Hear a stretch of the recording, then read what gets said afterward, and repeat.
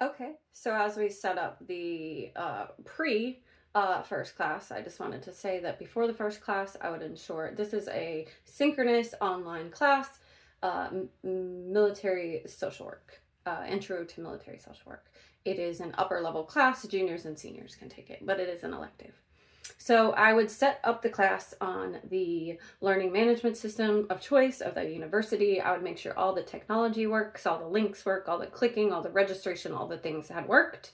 I would also send out a copy of the syllabus to all students at least 3 days prior, asking them to review it and have it handy for our first session.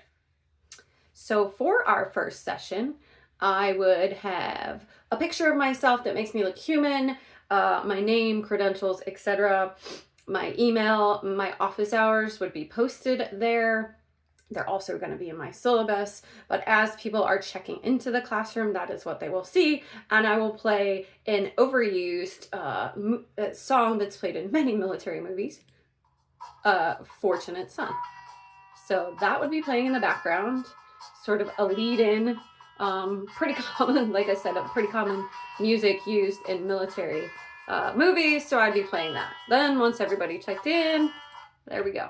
I would start with making sure everybody has their mics on or off, etc., or say something about that. But then I would say, good morning, everyone. My name is Alina Doyle. You can call me Ms. Doyle. I just feel like Mrs. puts me over like the age bracket. It makes me feel a little bit old. So Ms. Doyle is fine. I am a licensed clinical social worker and a board certified diplomat. I served over 24 years in the United States Army. I just got out in July, and the latter half of my career was in behavioral health. So for that reason, this class is pretty near and dear to my heart. Serving those who have served is a long-standing passion of mine. Not only was I a soldier, I've been the spouse of a soldier, and I'm the mother of a soldier. I've experienced temporary duty assignments, airborne schools, moves, relocations, deployments. I've experienced all of the above. So I have some firsthand knowledge of what some of those challenges of military members and their families are. Also, I have done the research and treated those families and have some exposure to that and sort of the expertise in delivering services in a manner which is culturally and ethically appropriate to that demographic.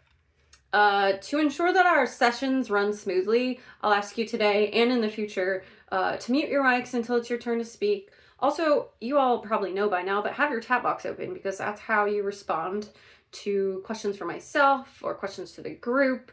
It's also how you can reach out to your peers if they have a question. You can tag them and be specific to them, or to share, just like I said, everything responses so the group can see.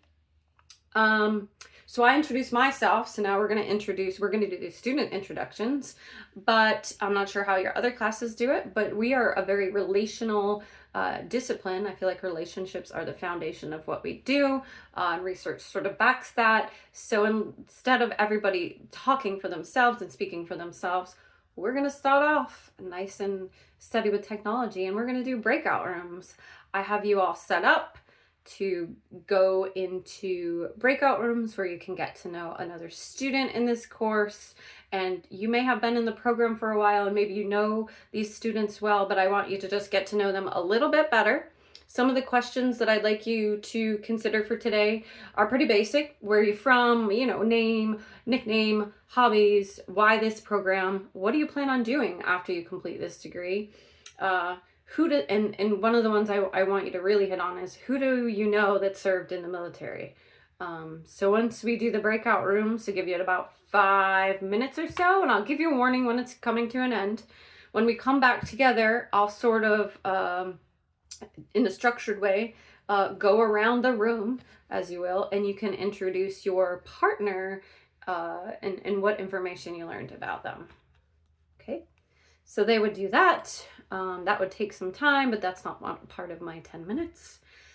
Then we would we'd bring it back and, point out some things, some similarities, some differences in a good way, the positive attributes that we all might bring to the table.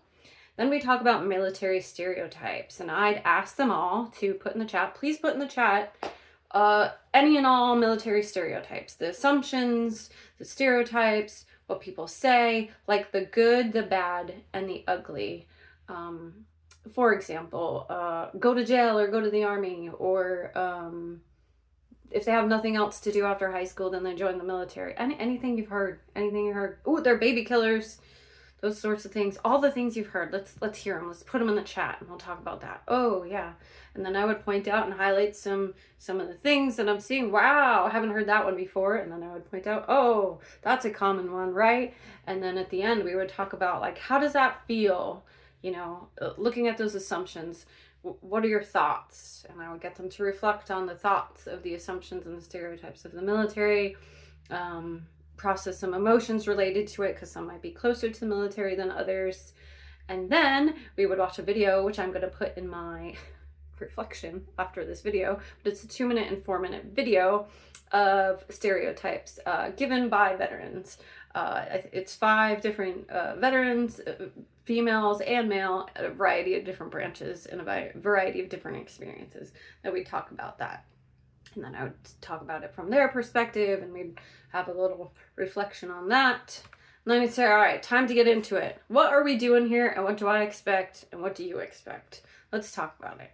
So I'm going to start with what are my rules and expectations for this class. And at the end, I will invite you and encourage you to give your feedback if there's something that we need to add to this, because it is our class. It is your class. I'm the facilitator of instruction and education here. I'm watching you grow in this area, but it's your class. So everybody has a say here. So the first one is academic integrity. I'm going to be short on this one. We're in the world of artificial intelligence and technology. There are ways to make everything smoother and easier and faster and cleaner and more precise and all that good stuff. What I'm going to say is all of your assignments are expected to be your thoughts, your ideas, and when they are not, I expect you to cite them using APA reference list. And if you need trouble with that, there is an APA guideline up on the dashboard. But you know, summarizing something and putting it back in summarizing something that somebody else said into your own words doesn't make it your own intellectual material. So be careful with that. If you have any questions about that, I'm here to talk. The university does use Turnitin, so everything that is electronic will be turned into Turnitin, but we'll have a variety of different submissions, so not everything will get turned into Turnitin. Communication. If you're having difficulty with the material, let me know. I cannot help you if I do not know what's going on. Again, the same thing goes with if there is a life stressor, a life event that is going to impact the due date of an assignment. Tell me as soon as you know, so that we can work out a plan for that, and I can sort of work with you. Life does happen. We are all human, but we do have deadlines, and they are listed at the beginning of the class. So I do have expectations, but again, we're human, and if something comes up, let me know, and we can work out a plan to overcome that. Participation, as you'll see in grading in just a moment, everything that you do here, every attendance, every time you attend a course, it is graded. You get a point for that. Respect each other, time, energy, and resources. Use respectful language, respectful body language, gestures, all that good stuff. Open-mindedness.